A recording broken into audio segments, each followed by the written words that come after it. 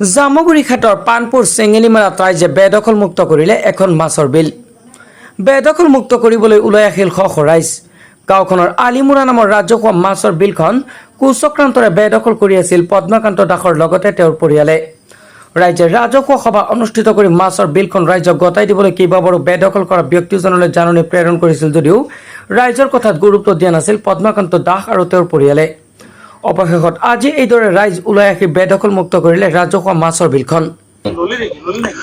আজিৰ মূল বিষয়বস্তু হ'ল এই বিলখন আমাৰ ৰাইজৰ গাঁও উন্নয়নৰ তত্বাৱধানত নামঘৰ কমিটিৰ অন্তৰ্গত ৰাজহুৱা বিল। বিলখন আজি 65-70 বছৰ ধৰি আমাৰ পূৰ্বপুৰুষসকলৰ তত্বাৱধানত বিলখন ৰাখি থৈ গ'ল আৰু যাৰ উপাৰ্জন স্বৰূপে ইয়াৰ এটা আৰ্থিক আমাৰ আমদানিৰ এটা স্থল হয়। গতিকে যিটো আৰ্থিক আমাৰ উৎপাদন হয় ইয়াত বা আমি উন্নতিমুখী হওঁ, এই আৰ্থিক উপাৰ্জনৰ পৰাই আমাৰ নামঘৰ দুটাৰ সম্পূৰ্ণৰূপে কাম চলি আহিছে, উন্নতি সাধন হৈ আহিছে।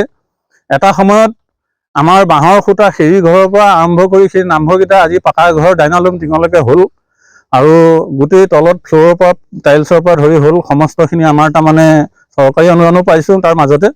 তাৰ উপৰি ৰাইজৰ উন্নতিৰ টকাৰে নামঘৰকেইটা আমাৰ তাৰমানে সাৰা হৈছে আৰু বিলখন আমাৰ বিক্ৰী কৰি যিটো উপাৰ্জন হয় সেই উপাৰ্জনৰ টকাৰে নামঘৰটো খাটে, দুটা নামঘৰত। আৰু ল'ৰা ছোৱালী পঢ়া শুনাৰ ক্ষেত্ৰতো আমি সহায় কৰোঁ, বেমাৰীৰ ক্ষেত্ৰতো সহায় কৰোঁ বা অন্যান্য গাঁৱৰ যিবিলাক তাৰমানে অনুষ্ঠান প্ৰতিষ্ঠান হয় তাতো আমি সহায় সহযোগিতা কৰোঁ ৰাইজৰ এই আৰ্থিকৰ টকাৰ সৈতে।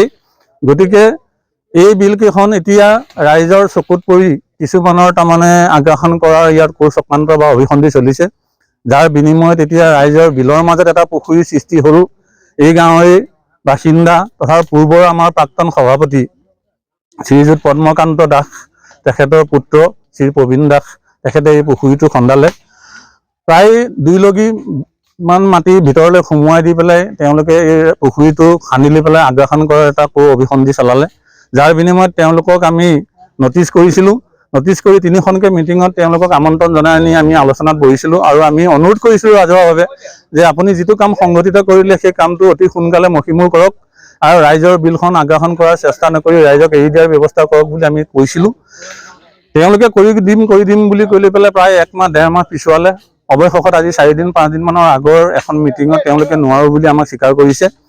সেই ৰাজহুৱা সভাতে আমি সিদ্ধান্ত গ্ৰহণ কৰিলোঁ যে তেওঁলোকে যদি কৰি নিদিয়ে, গতিকে আমি ৰাইজৰ চূড়ান্ত সিদ্ধান্ত হিচাপে গ্ৰহণ কৰি আজিৰ তাৰিখত আমি এই বিলখনৰ পুখুৰীটো এভেকশ্যন কৰাৰ সিদ্ধান্ত গ্ৰহণ কৰিলোঁ আৰু ৰাইজক সকীয়াই দিয়া হ'ল। ৰাইজ হাত উজান দি পেলাই আজি সকলো দলে বলে ভক্তপ্ৰাণ ৰাইজকে ধৰি যুৱক সমস্তখিনি ওলাই আহিছে আৰু ইয়াত আজি হজত লাগি পৰিছে। লাগি পৰি পুখুৰীটো এভেকশ্যন কৰাৰ ক্ষেত্ৰত কৰ্মত বৰ্তমান লাগি আছে।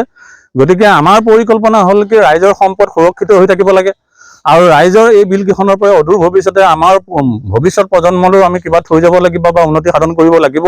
ৰাইজৰ সম্পদ আমি হেৰাই দিব নোৱাৰোঁ। গতিকে ৰাইজ একত্ৰিত হৈ আছে আৰু ৰাইজে এই ক্ষেত্ৰত আমাক নানান দিহা পৰামৰ্শ দি আমাক সকাহ দি আহিছে যে ৰাইজ সদায় একত্ৰিত হৈ থাকিব আৰু গাঁও উন্নয়নৰ পক্ষত থাকিব, নামঘৰ কমিটিৰ পক্ষত থাকিব। গতিকে গাঁও উন্নয়নে যি সিদ্ধান্ত লয় ৰাইজে তাত হাত উজান দিব। গতিকে এয়াই হ'ল আজি ৰাইজৰ মুখ্য উদ্দেশ্য।